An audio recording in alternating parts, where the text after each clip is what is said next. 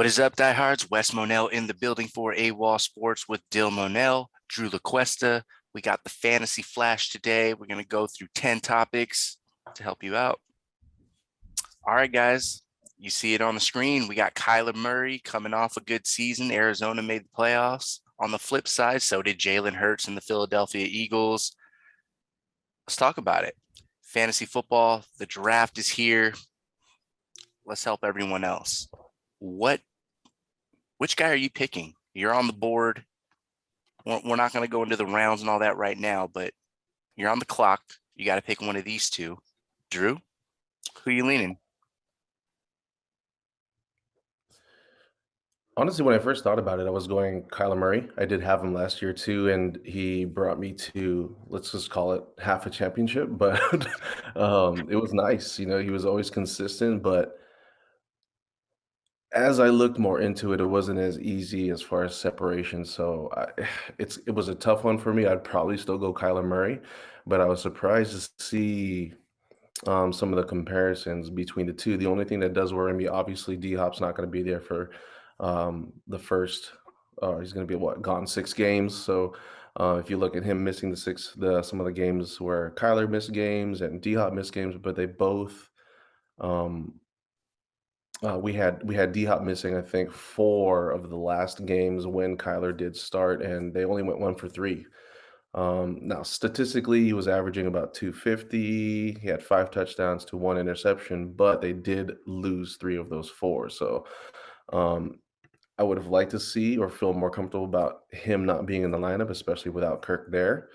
Um, and you got to have a little bit of an uptick with, one of the best yak receivers in the game, getting AJ Brown on that squad. So Hurts is just as viable as a rushing quarterback. I think he led quarterbacks as far as rushing yards, attempts, and touchdowns. So it was pretty even, but even with the D Hop missing those games, I think I just still might go Kyler Murray. Ooh, still. Okay. And throw some numbers out at you, Dill. Kyler Murray, last season, his O-line ranked 15th. Jalen Hurts, O-line ranked 4th. And one more note, Kyler, 3 games over 300 yards passing. Jalen Hurts had a couple of those. Who's your pick? Definitely some good stats there. So I think at this point for me, I'm going to favor the Jalen Hurts side.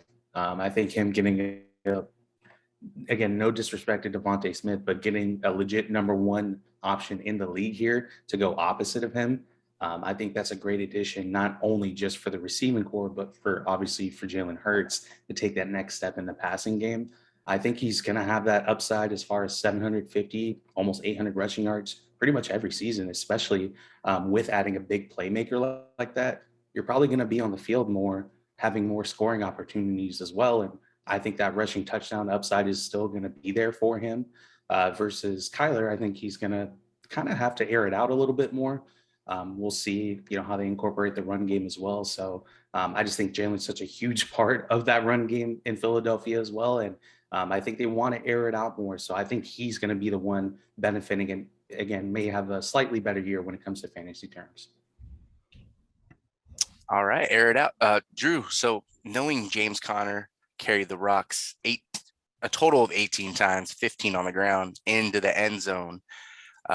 D-Hop out 6 games as we're talking about. Do you really think they're going to air it out like Dill's mentioning? Like maybe after that 6 weeks with, they got Zach Ertz, the veteran tight end, Hollywood Brown in the trade, D-Hop's come back into the mix. And then Rondale Moore, I know he's one of the guys you like a lot as a young receiver. So I guess I'm throwing out at you the James Conner X factor. Do you really think they're going to air it out this season? Mainly looking at the team, I think it's obvious that Kyler is the focal point. He's crazy talented. He is a part of the offense to where it looks like they're tailing this offense around Kyler Murray. Now, obviously, I would say the best season that we've had from James Conner. I don't think it's going to be a clear cut. Um, I would say, overhaul just forcing the ball out from Kyler. I think they understand the offense is going to be a little limited without D Hop in the lineup. There has to be some. We can't just expect this chemistry from Hollywood Brown and Kyler Murray to click just like that. Now it's not like they lost every piece. I think, especially with a division like that, you can't just rely on Kyler Murray to carry the team always. There's a lot of pass rushers in this division. You're going to have to protect the kid. He does run on his own. He does run outside of the pocket. So I think you're going to have to be forced to balance the attack at least with D Hop out of the lineup. But then again, it's a double-edged sword because with the three strong teams in the division, you're going to have to maybe play from behind or play tight games to where at the end of the game, fourth quarter, it's going to probably be on Kyler Murray's shoulders. I can't expect them to be leading by more than a touchdown late in these fourth quarters. So I think eventually that fourth quarter hits and it's going to be all Kyler. All right. And then to touch it one last time, Dill, you started to mention some of the weapons: AJ Brown, Devontae Smith, and let's see, Dallas Goedert. Which set of weapons do you like more? I definitely, excuse me, I definitely lean on the side of Philadelphia, actually. So I really like the tandem of, again, AJ Brown, Devontae Smith. I think Devontae Smith is going to have a breakout year, if you want to call it that. I think, he definitely had a almost elite rookie season, if you will. So again, some of that separation he was able to get maybe doesn't translate to, 1,000-yard season, right? So I definitely understand that. But I think this year, benefiting with that legitimate weapon on the other side, Dallas Goedert there, Jalen Hurts, as a threat in the rushing game with that combination of, Miles Sanders and Kenny Gainwell out there. So again, I think they have a pretty good offense on paper right now. I'm going to give the edge to them. Obviously missing DeAndre Hopkins doesn't do you a favor. But again, I'm just going to lean to Philadelphia at this time.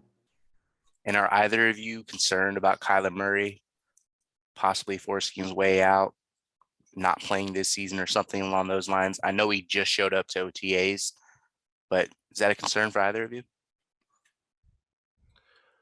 I wouldn't see it as a concern. I think sometimes you get caught up in the moment and Kyler's, I wouldn't say he's the loudest one in the room, but I think his teammates have a lot to say about him. It's obvious that he's the leader of the team, whether it's a vocal leader or it's what he does on the field. But I mean, you have a quarterback that's obviously spreading the ball around. He's moving the yards, he's moving the sticks, he's he's doing everything that he's asked, I think, and more. So it's obvious when defensive coordinators are game planning against this team, your biggest problem is going to be Kyler Murray. I think he understands that the coaching staff is trying to get him these pieces, especially since it's not just, and so we see teams around the league that are losing a lot of weapons and not really doing much to replace them.